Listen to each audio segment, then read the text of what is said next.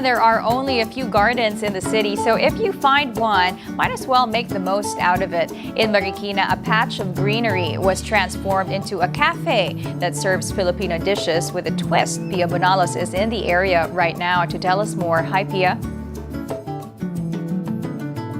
Hi, Claire. I'm just enjoying this beautiful morning here at Greg and Sally Garden Cafe. It's amazing how being around nature just transports you to a different place. But we are right in the middle of Marikina City. With me is Excel and Cheta to tell us more about it. Good morning, Miss Excel. Morning, Pia. Welcome to Greg and Sally. Well, thank you. It's such an honor to be here and be surrounded with such beautiful surroundings. But of course, I'm curious, who are Greg and Sally? Okay, let me tell you the story of Greg and Sally. Greg and Sally are my parents-in-law.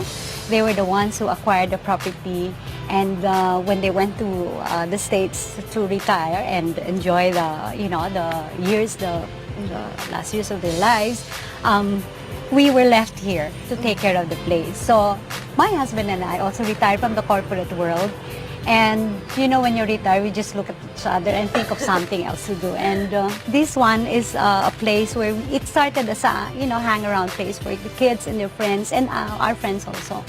And then some would say, anyway, every time your friends would come here, you would tell them, would you like to taste this? Would you like to taste that? So we started, and then one of the friends said, why don't you open a cafe? So it started just a pastry and coffee.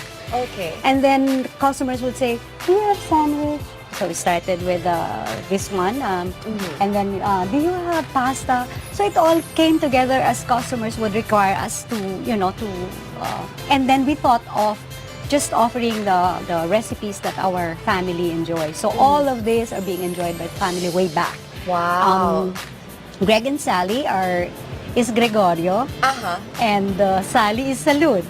When they went to America, they became Greg and Sally, and one of my daughters said, maybe we could just call it Greg and Sally, but it's a little bit upbeat and preppy and all. So it's now Greg and Sally, and this is their garden cafe. We just managed it for them. It's a beautiful garden, but of course now you have done changes to make it more accommodating to be a cafe. But what were the things planted here before? Well, the trees are already here. We have I think we have about a variety of 100+ trees. Wow. And a variety of so many plants also.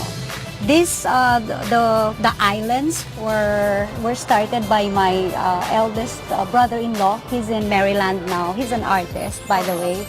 So he was the one, and my father-in-law. Of course, he was the one who did all the trees. And my mom, my mother-in-law, is an agri-chemist. So she's the one who's the background of agriculture. But they blend, though. It all works together. Yeah, it all works together. So this came out. The herb garden, by the way, I have to be very proud of that, because that was the idea of my husband. Wow. He's a marketing man, but he started doing this and the miniature pot gardens that you see all over the place. So, being you have an herb garden here, you would know that the recipes you use would use fresh ingredients. Yes, I'm proud to say that all the recipes that we're doing are infused with the homegrown herb garden that we started. Wow. In fact, some of the customers would also require us to, if they can ask for a stock of this and all that. And another, my hardinero naman thought of, he said, maybe we could start selling. So we're selling, we've started with the potted garden, with the pot herb, and we're selling that if some people would ask for it. So, if they would really enjoy the herbs and the way you're presenting it, they would want to bring it home with them. Of course, there's a huge amount of food in front of me, and I can even start to tell you about the smells, because if it's fresh, it really plays with your senses. Can you tell me first about this dish right here? Of course, it's bread. The Spanish omelette came out when we started offering breakfast, and that was the idea of our kitchen head, Grace. It's a combination of cheese, ham, and some herb also, and with strawberry and toast bread. So that's one. The second one that you see here on the table is really a very, very good story. I love smoked fish, and my husband would also want to have that, but he doesn't want to touch it. Doesn't want to touch the fish. Okay. So what happened was, I thought of presenting it in such a way that it would be very easy for the family, especially for the girls also, to taste it, no? So what I did, this one is a flaked smoked fish with capers. olive oil, and fresh tomatoes, served with what you call the Philippine spinach and homemade pickled mango. This one, so these two go together. Yes, these two go together. I want to give this a go first because it's very interesting how you presented this. And look, I could just imagine all the flavors that you mentioned, from the smoked fish to the, tomatoes and the capers. How did your husband like it when you presented it in the Well, the first thing that he asked is, where did this come from? From the kitchen, of course. So that's it. This is really good because the smokiness of the fish, it pops there. Parang when you bite it, that's when you taste. But then the tomatoes and the capers, it cuts through it. Yeah. And then it's a nice sensation in your mouth. This is really good. It's like parang putanesca, but you know, but now you could just eat it like that. It's so yummy. And then this one, can you tell me what is this herb? Okay, naman? that is what you call the Philippine spinach, or in the native dialect they call it talinom. Ah, talinom. So we just blanch it and then put over it the home pickled mangoes. Okay, I'm So curious how that would It's taste a like. mixture of texture of. This tastes really yummy. Parang may ano siya the leaves, parang there's a kind of saltiness to it, Yes. and then the mango on top of it. Ang sarap, I can imagine eating it. Nako, if I'm only not dieting, I'll eat all the rice with this. Oh my gosh, Others, we had one guest. As I was telling you earlier, he mixed everything all together and said, I was, how is it? And only to find out at the end of the meal that he was a chef. And because he was saying the texture, the flavors, all blend together and all this. And said, do you cook? And said, I'm a chef. Said, oh, it's an honor that you'd like. Yeah, I could just imagine all of that together, all of those elements. They really work Well, well. of course, it doesn't do good, but it tastes good. So let's say. The presentation right now, of course, but if you mix If you it mix it together, all together. yeah. Of course, right here, of course, there's pasta. This one is tuna pasta. This one is just a little bit spicy, made with tuna, olives, and fresh tomatoes, and basil, sweet basil. I don't have time to mix the pasta, but of course, I want to give this a go.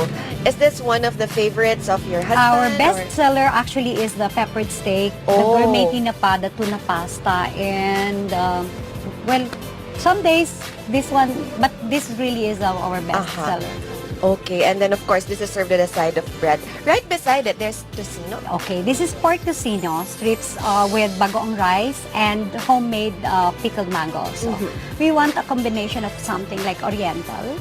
So I always tell them, okay, if I go to Greg and Sally being this far, not really that far, but it's not in the food traffic and all. Why will I eat my tocino there? Yes. So we started thinking of combining it with bagoong rice and a little bit, the homemade pickled mango. So it blended naman all together. The pickled mango, I have to say, is something that's really, something I would definitely come back for. It tastes really, really good. Thank you. And can I go back to this pasta?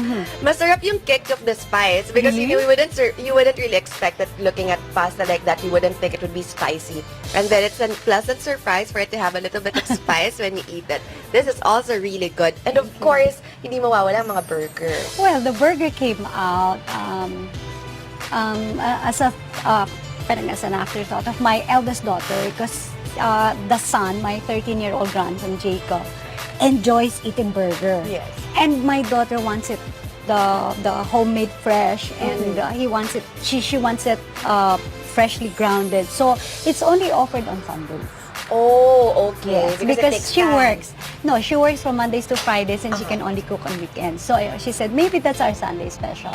Wow. So it's also an herb. We use our oregano and some other spices and herbs that we get from the garden, and then serve with this homemade sauce also. She prepares it. Although the kitchen can already prepare even in her absence. But if you would look at that, that's such a thick. That is a quarter pounder. There you have it. There's a quarter pounder of that burger, so you'd get a bang for your buck for that one. And then you did mention the pepper this steak. is the pork peppered steak.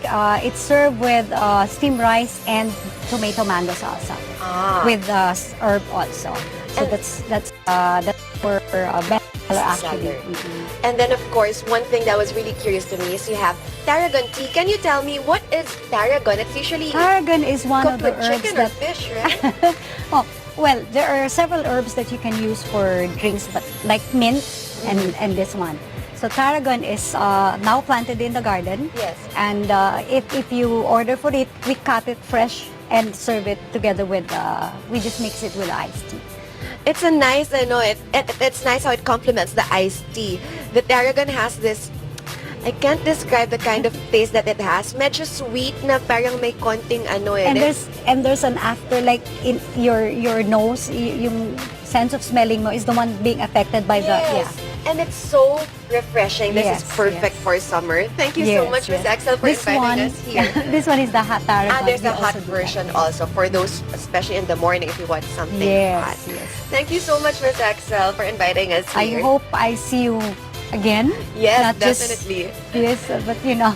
I'll be here bringing friends and family for Thank sure. you. Thank you so much. Thank you. There you have it for those of you who want an escape from the city without going too far and enjoying good food served fresh in the process. You know where to go here in Greg and Sally Garden Cafe. Claire Hamelin.